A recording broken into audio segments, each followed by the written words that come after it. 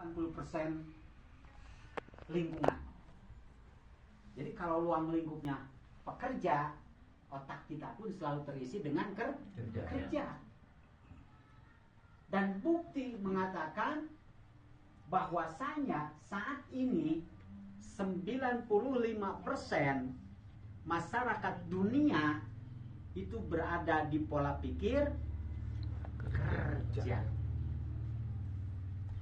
Buktinya ketika ada lowongan kerja dari sebuah instansi membutuhkan hanya 100 pekerja yang akan diterima. Yang daftar berapa? Ada yang kurang enggak? Lebih. Rata-rata 10 kali lipat yang daftar. Begitu luar biasa, berbondong-bondong. Tetapi ketika kita menawarkan sebuah peluang bisnis, ada nggak yang daftar berbondong-bondong? Kita tawarkan bahwa di bisnis ini punya potensi, punya kesempatan. Kita dapat motor baru, dapat mobil baru. Mobilnya bukan satu, tetapi begitu luar biasa. Diajak wae harawese. Siapa yang salah? Tidak yang salah. Tetapi PR kita bagaimana merubah paradigma. Karena apa? Karena kalau kita mau merubah nasib, pertama yang harus kita rubah adalah pola pikir dulu, pola pikir kita. Rubah paradigmamu, maka nasibmu akan berubah. Nah, mudah-mudahan pertemuan kali ini adalah ajang perubahan nasib kita. Kenapa? Karena Yang Maha Kuasa tidak akan berubah. Jadi semuanya sudah diserahkan kepada kita, Pak, masalah duniawi. Lautan dan daratan diciptakan oleh Yang Maha Kuasa itu untuk semua manusia. Tinggal kitanya yang harus berpikir. Allah tidak akan merubah nasib suatu kaum kalau kaum itu tidak mau berubah. Intinya, kita kalau pengen berubah, rubahlah oleh diri kita sendiri. Karena apa? Semua potensi sudah Allah berikan kepada kita. Tinggal kita mau menggalinya. Bapak-bapak dan ibu-ibu semuanya punya basic, punya potensi sama dengan orang lain. Bapak tahu Pak Habibie? Pak Habibie bisa bikin kapal? Bapak-bapak bisa enggak? Bisa kalau sekolahnya seperti Pak Habibie. Kata siapa nggak bisa? Jadi ternyata saya baru paham bahwa hidup adalah pilihan. Tergantung kita, tergantung diri kita. Kalau kita mengondisikan untuk sukses, berarti kita pasti bisa sukses. Ini yakini. Karena salah satu kunci sukses adalah memiliki keyakinan. Saya pernah mendengar sebuah motivator handal, namanya Dr. Salim Assegaf. Dia dalam seminarnya mengatakan bahwa sukses itu adalah sebuah kepastian. Ini camkan, Pak. Sukses adalah sebuah kepastian. Jadi sukses itu sebuah kepastian. Kenapa? Karena semua manusia berhak untuk sukses. Jadi kita itu adalah berhak untuk sukses. Sukses adalah sebuah kepastian. Seperti halnya ketika sebuah benda dijatuhkan. Ini benda. Ini kalau saya jatuhkan, pasti nggak jatuh. Saya ambil lagi, pasti nggak jatuh. Satu kali lagi, pasti nggak jatuh. Kepastian ini sudah kepastian dari Yang Maha Kuasa karena ridhonya. Dan sukses itu seperti itu. Ketika Bapak betul-betul pengen sukses, Bapak bisa sukses. Pasti bisa sukses. Yang penting kita harus paham bagaimana caranya meraih sukses. Pertama, untuk sukses kita harus belajar mendapatkan ilmu untuk sukses. Kenapa? Karena jujur kendalanya kebanyakan orang-orang yang join di SNS atau orang yang berusaha dimanapun, sebetulnya yang jadi kendala terbesar adalah masalah belajarnya, Pak. Actionnya rata-rata mau, karena kita sudah terbentuk dengan pekerja. Dan ini bukan tanpa alasan. Nenek moyang kita pun diciptakan oleh penjajah itu sebagai pekerja keras. Dan itu akan mengalir karena kebiasaan. Nah, jadi yang jadi kendala terbesar dalam hidup kita adalah masalah belajarnya. Kenapa? Karena kita paham bahwa kalau bekerja tanpa ilmu dengan bekerja pakai ilmu, hasilnya beda nggak, Pak? Beda. Pasti beda. Makanya kalau kita nanti menemukan mitra-mitra kita, ketika diajak belajar, begitu sulit, memang itu penyakitnya, Pak. Penyakit utamanya itu. Dan saya yakin ini adalah orang-orang pilihan, bukan seperti itu, tapi Bapak adalah justru cikal bakal untuk membuktikan sukses kepada teman-teman Bapak semuanya. Amin. Jadi kata Parus bahwa untuk sukses itu yang pertama kita harus rajin belajar. Bahkan banyak dari para leader semua bisnis networking yang mengatakan bahwa bisnis seperti ini dibangun dari pertemuan ke pertemuan. Lapangannya jarang dibicarakan. Pertemuan ke pertemuan. Isi pertemuan apa? Belajar. Kenapa? Karena belajar di bisnis seperti ini adalah ruh. Jadi ruh, Pak. Ruh di bisnis ini adalah belajar. Berarti ke tempat pembelajaran bukan masalah suka atau tidak, tetapi seberapa jauh kita peduli dengan kesuksesan yang ingin kita dapatkan. Saya kalau berbicara jenuh, mungkin saya lebih jenuh, Pak. Lebih jenuh. Kenapa? Karena pertama yang menciptakan pertemuan itu saya. Berarti sudah 5 tahun. Tetapi yang saya rasakan justru saya bisa bertahan gara-gara kepertemuan. Kalau Bapak tidak percaya, silakan, siapa yang mau mencoba. 3 bulan saja Bapak jalan ke pertemuan, dijamin Bapak muntaber. Tidak mau. Mundur tanpa berita. Asli, Pak, saya bukan main-main. Jadi, kenapa saya begitu luar biasa ke pertemuan? Meskipun kalau melihat posisi, saya itu adalah posisi puncak. Ngapain, kan gitu, Pak? Tapi tidak seperti itu. Karena apa? Saya masih butuh semangat. Saya bersemangat ketika melihat bapak-bapak.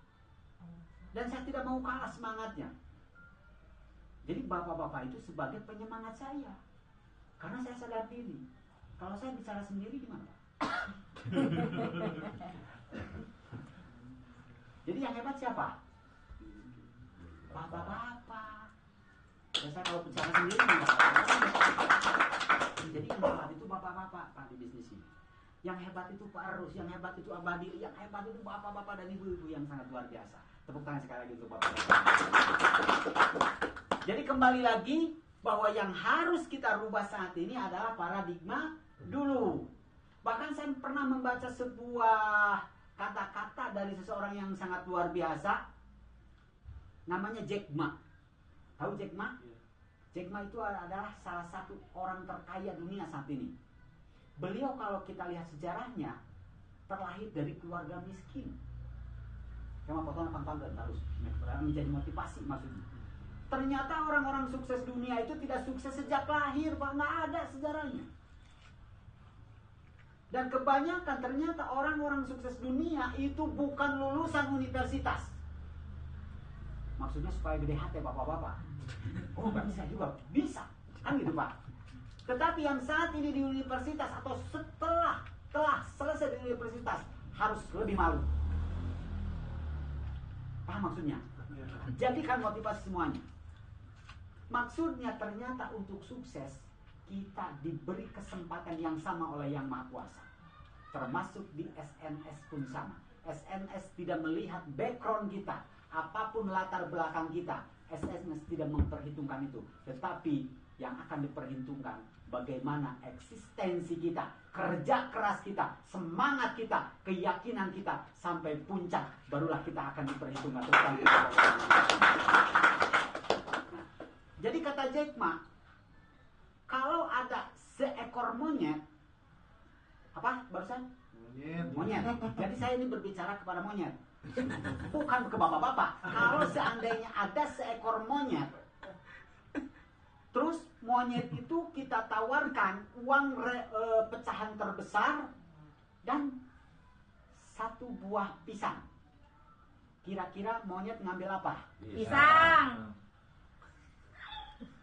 Apa? Pisang. Ya, monyet tuh pisang. Kenapa ngambil pisang?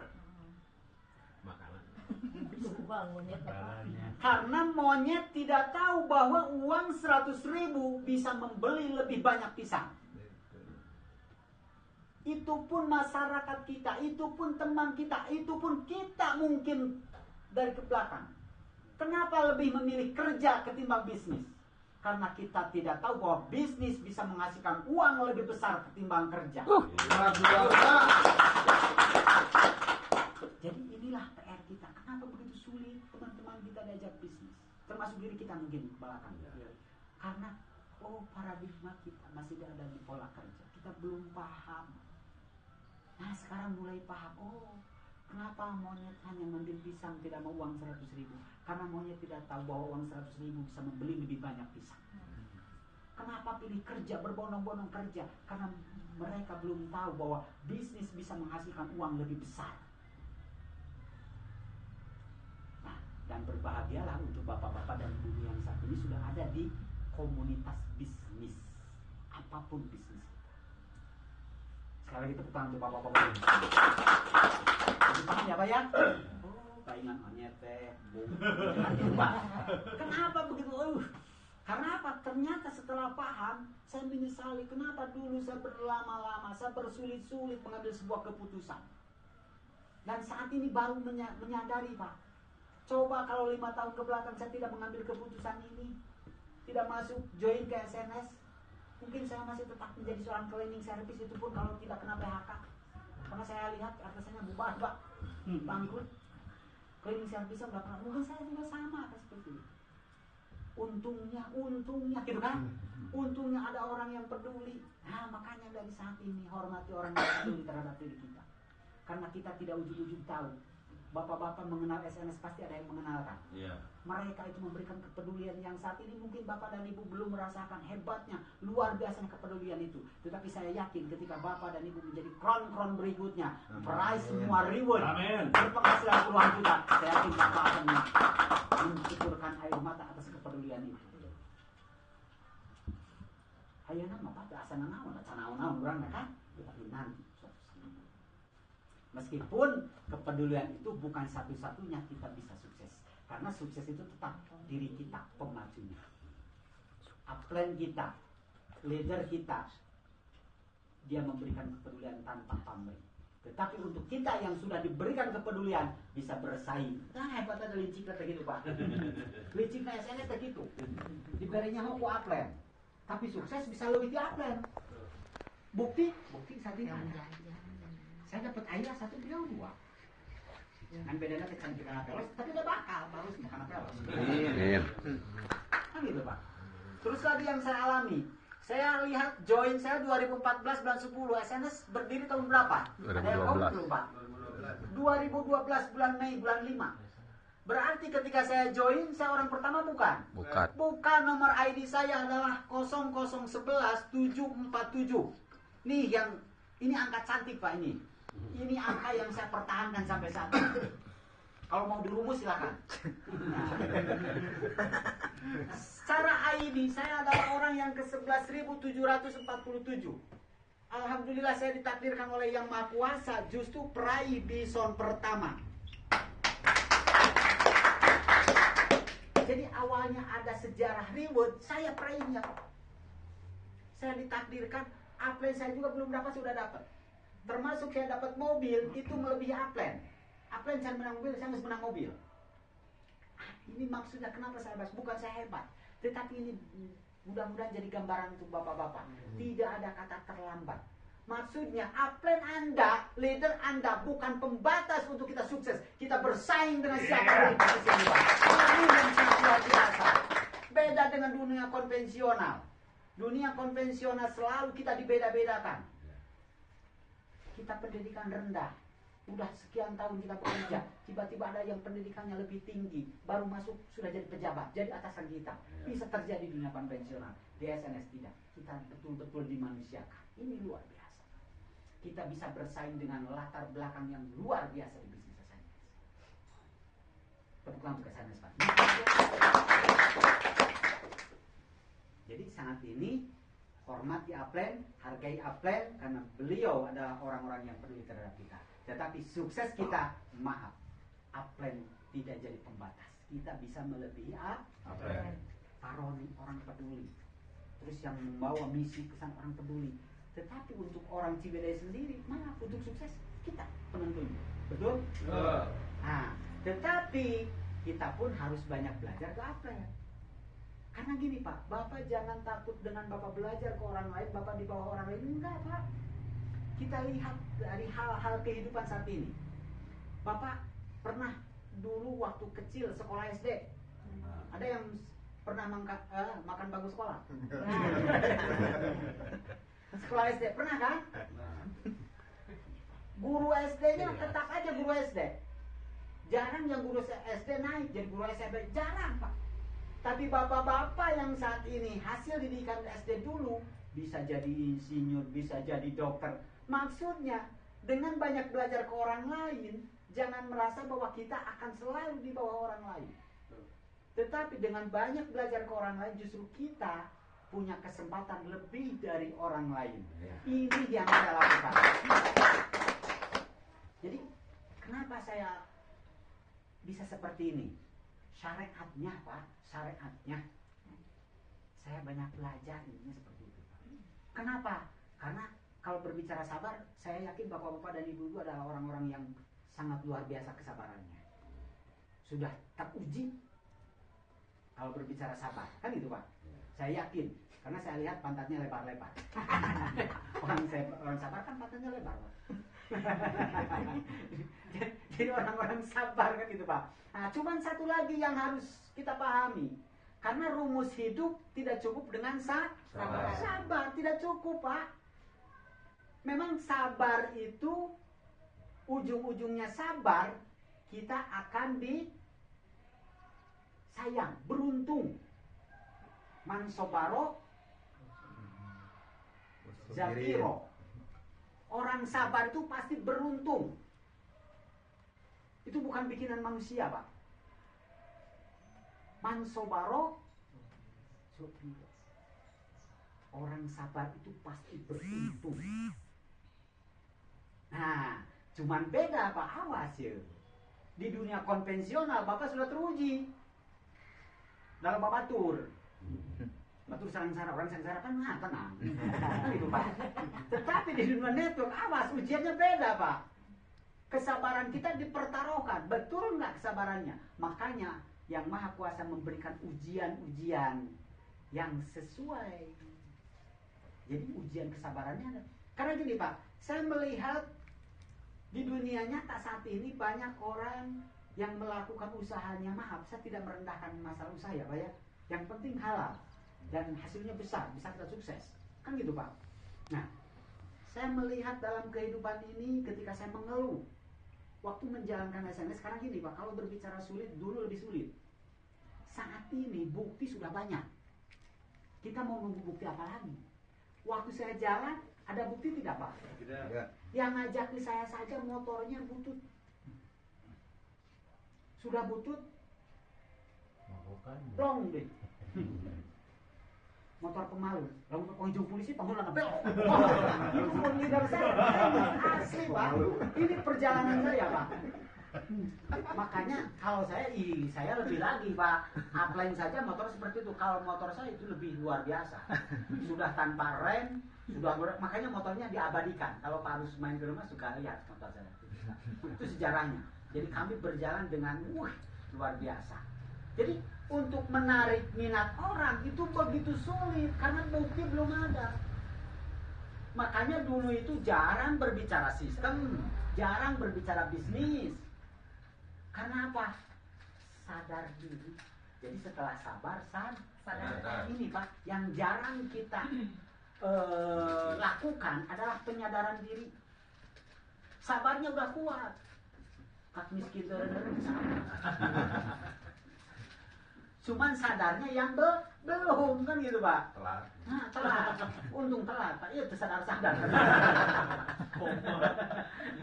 Jadi setelah sabar adalah sadar. Jadi saya sadar diri. Makanya dulu itu saya hanya bermain di produk karena produk yang luar biasa. Termasuk saya masuk SNS, jujur saya dikelabui.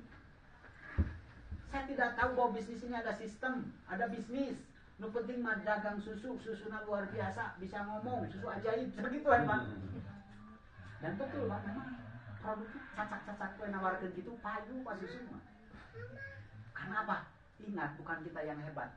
Kita paham bahwa basic susu itu selalu digandrungi. Astagfirullah. Buktinya bapak-bapak kan terasa nyusu. Jadi basic produk yang luar biasa. Hal terkecil Pak maksudnya. Jadi supaya paham kenapa SNS luar biasa. Bukan sistemnya, produknya yang menjadi sistem berjalan. Ini pemahaman pertama. Jadi supaya nanti bapak ada multi level lain yang nawar, ini bonusnya lebih besar, produknya lirik. Hebatan mana dengan susu? Kan gitu Pak. Susu. Tuh. Susu mah hebatnya Pak. Apalagi kalau kita mengkaji sejarah. Nanti kita kupas tuntas sejarah susu Di Ciwidey. Ini Pak memang luar biasa. Jadi intinya kenapa saya bisa berada di bisnis ini? Jujur di awal saya hanya dikelabui. Saya tidak dipahamkan sistem. Saya hanya diajarkan bahwa ini produk luar biasa. Saya untuk meyakini luar biasa, susu itu dikonsumsi. Oleh siapa? Oleh kita dan keluarga. Jujur saya mencoba produknya saja. Kalau Bapak pengen tahu sejarah saya itu mungkin kalau dulu itulah kalau kata istilah itu mungkin SMS. Sudah miskin sombong. Buktinya ditawarkan peluang kan tidak langsung respon. Mencoba produk itu Pak, mencoba susu profit dulu sejarahnya supaya orang yang nawarin cepat pulang. Jadi namun produk itu luar biasa mah, mau aja mah ada SNS Pak. Jadi mencoba produk itu bertujuan supaya gancang balik liur. Untung produknya luar biasa. Setelah dicobakan kepada anak yang punya keluhan asma, alhamdulillah anak saya ketika kambuh asmanya dikasih susu, besoknya di sekolah biasanya 1 minggu bahkan 11 hari tidak bisa masuk sekolah ketika asma kambuh. Tetapi dengan susu ini terus karena penasaran, mulai penasaran dengan produk. Saya penasaran, ngobrol dengan keluarga, dengan istri, pengen coba lagi susu untuk ibu saya yang keluhannya komplikasi.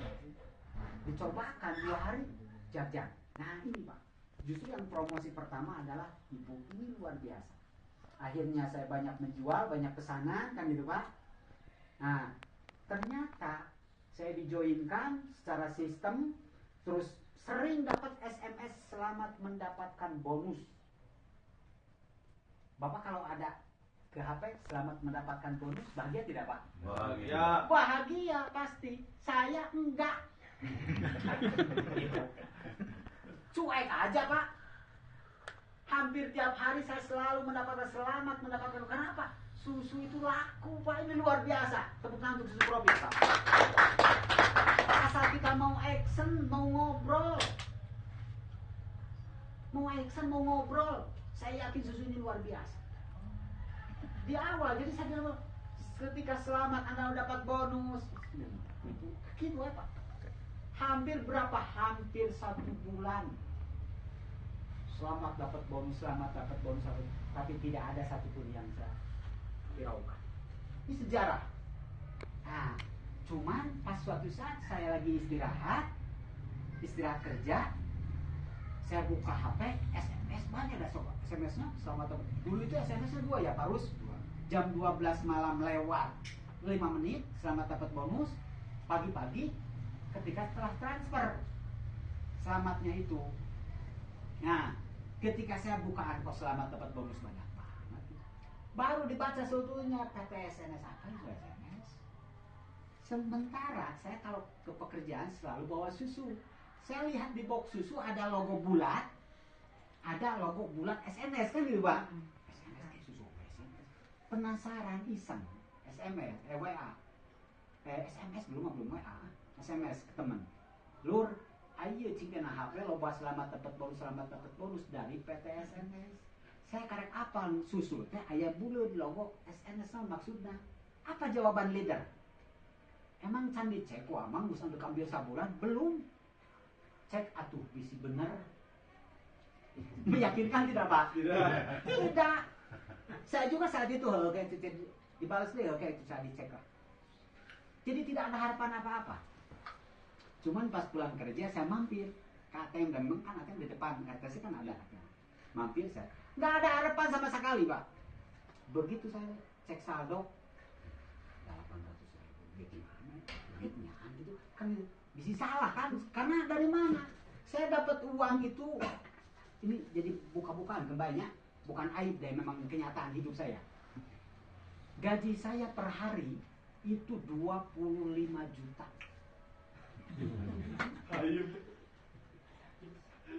25.000 Pak selama di RTC. 1 bulan harus libur 4 kali. Jadi tiap 1 minggu 1 hari saya libur. Berarti gaji saya yang akan saya terima adalah juta. Jadi kalau ada uang 800.000 dari mana? 800.000 lebih sebetulnya. Makanya saya pikir, dapat iseng dikeluarkan sih. Keluar uang 8 lamar huruf. Saya bukan senang Pak, gemetaran. Duit saya. Takut ini uang orang lain, salah transfer gitu ini. Akhirnya saya telepon, Lur. Jadi kapan can nyambut apa enggak apa bisnis kieu lur dulu. Lur, duit teh aya 800 itu teh. Duit di mana ieu teh? Apa jawaban beliau? Alhamdulillah berarti rezeki amang. Keheula rezeki amang rezeki di mana? Da embung saya main lagi mah kan gitu. Alhamdulillah sama rezeki amang. Keheula cik bos saya bayang apa? Ayo alhamdulillah mah begini. Baik datang subuh lagi. Istirahat dulu Pak.